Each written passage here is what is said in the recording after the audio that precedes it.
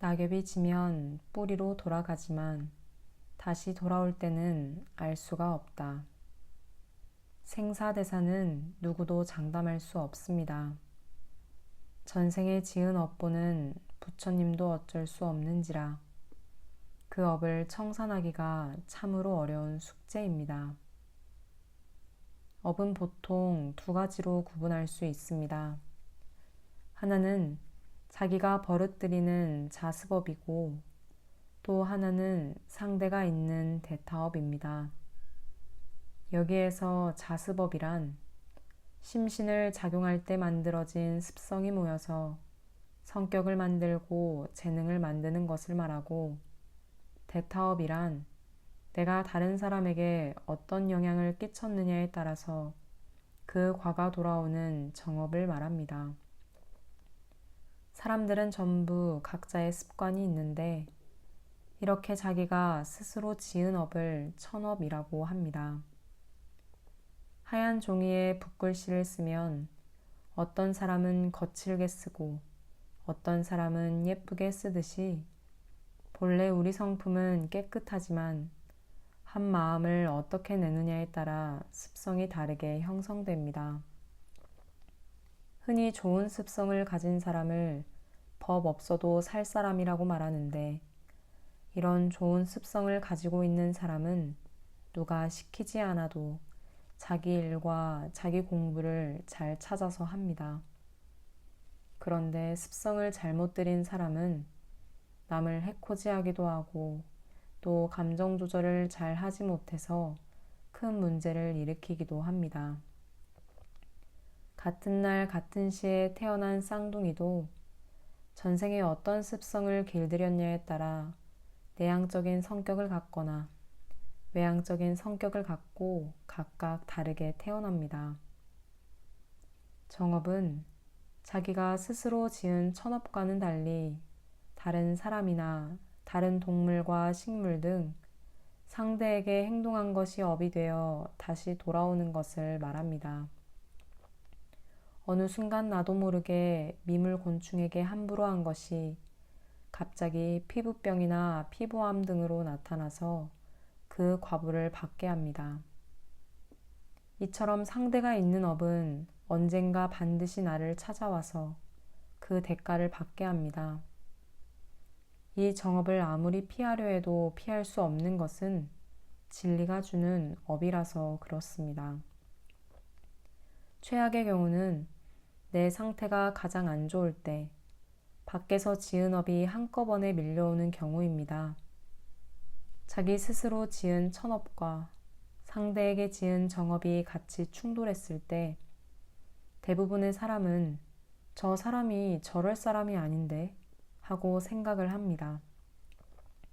하지만 우리가 공부를 잘하면 자기 습성을 녹여서 밖에서 오는 업을 훨씬 감해서 받을 수 있습니다. 이 습성을 녹이기 위해서는 3대력을 얻는 공부, 마음 훈련 공부로 나쁜 자기 습성을 먼저 고쳐 나가야 합니다. 천업을 임의로 한다는 것은 내가 나쁜 전생 습관을 가지고 태어났다고 하더라도 현생의 공부 표준을 잘 정해서 좋은 습관을 길들여 나가고 자꾸 돌려서 욕심을 가라앉히면 가능합니다. 그런데 밖에서 지은 업은 그 권한이 상대에게 있기 때문에 반드시 받게 되어 있습니다. 그래서 부처님께서도 정업은 남면이라고 하셨습니다. 줄여서 받고 미뤄서 받을 수는 있지만 아주 안 받을 수는 없습니다. 우리가 숙세를 살아가는 동안 업을 짓지 않고 살 수는 없습니다. 그래서 평소 일 없을 때 진공으로 채를 삼아 일심을 잘 만들어 가야 합니다. 마음 비우기를 끊임없이 계속하면 부동심, 흔들리지 않는 마음이 생깁니다.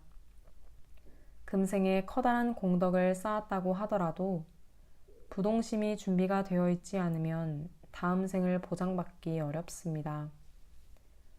이 부동심을 만들고 기르기 위해서는 무엇보다 입정 공부를 많이 해서 진공으로 채를 삼고 묘유로 용을 삼는 단련이 필요합니다. 그래서 한 마음을 낼 때 있다 없다 또는 잘했다 잘못했다 하는 마음을 초월할 줄 알아야 합니다. 우리가 한번 미운 사람은 늘 밉게 보기 마련인데 그것은 바로 묘유로 용을 삼는 것이 아니라 미운 마음으로 용을 삼기 때문에 그렇습니다. 그러므로 한 마음을 낼 때는 유무를 초월하고 생사를 초월하는 마음으로 한 마음을 내야 합니다. 대산종사님 법문 중에 자운산중, 농아 비구, 사례 심현, 사거 신멸이란 말씀이 있습니다. 자운산에 벙어리 비구가 살았는데 이 스님은 일이 돌아오면 마음이 생기고 일이 없을 때는 마음이 없어져 텅 빈 그 자리로 돌아간다는 말씀입니다. 이 법문처럼 우리 공부인은 마음이 들이고 내는 것을 잘해야 열애가 될 수 있습니다. 그런데 이 마음은 그저 한두 번 단련해서 얻을 수 있는 경지가 아닙니다. 스승님의 말씀을 받들면서 일이 있을 때는 그에 알맞은 마음을 내고 일이 지난 뒤에는 거두어서 빈 마음으로 돌리는 공부를 끊임없이 해야 얻을 수 있습니다. 육조 해ным 스님이 열반을 앞두고 있을 때 한 제자가 여쭈었습니다. 스님, 돌아가시면 어디로 가십니까? 그러자 육조 스님이 염락 귀근이다 라고 대답하셨습니다. 염락 귀근은 낙엽이 지면 뿌리로 돌아간다는 말씀입니다. 살아가면서 이런저런 생각을 하는 것들이 모두 다 낙엽입니다. 그런데 이런저런 생각을 다 지우고 나면 어디로 돌아갑니까? 법문에 대경지지하라는 말씀이 있습니다. 경계를 당해서는 잠깐 멈추라는 말씀입니다. 옛날 어른들이 선을 할 때는 멈추고 또 멈추라는 말씀을 많이 하셨습니다. 연불 한 번에 좁쌀만큼 정력이 쌓인다는 믿음으로 멈추고 멈추는 공부를 해야 합니다. 그것을 늘 유념해야 생사대사를 해결할 힘을 얻을 수가 있습니다. 중요한 것은 죽을 때 어떤 심경으로 가느냐 하는 것입니다. 쉼없이 입정 공부도 하고 기도 정진도 하면서 옆 사람도 모르게 귀신도 모르게 그 일을 하는 사람이 철든 수도인입니다. 진공으로 채를 삼고 묘유로 용을 삼는 공부를 열심히 해야 생사대사를 문턱 넘듯이 쉽게 넘어갈 수 있습니다. 그래야 자기의 업을 초월할 수 있고 정업이 돌아올 때 감사한 마음으로 받을 수가 있습니다. 어느 전생 철 모를 때 지은 업이 어느 때 어느 곳에서 내 앞을 막을지 아무도 모릅니다. 대종사님께서도 내가 인과를 잘 알기 때문에 조심스럽게 산다 라고 하셨습니다. 낙엽이 지면 다시 뿌리로 돌아가야 하는데 세상에는 낙엽이 져도 뿌리로 돌아가지 못하고 방황하는 사람이 너무 많습니다. 뿌리를 챙기고 또 그 자리를 잘 지켜서 그 자리에 돌아가 의지해야 생사대사를 잘 해결할 수 있습니다. 육조 스님에게 한 제자가 또 물었습니다. 스님, 그러면 오실 때는 어디로 오십니까? 그러자 육조 스님이 이번에는 내시무구다 라고 대답하셨습니다.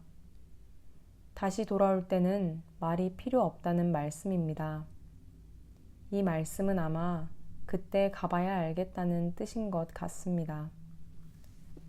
다시 올 때는 미리 정해진 것이 있는 것이 아니라 인연 따라 오는 것이니 알 수가 없다는 말씀입니다. 하지만 아무리 불연이 지중해도 생사대사를 앞두고 가장 중요한 것은 청정일념입니다.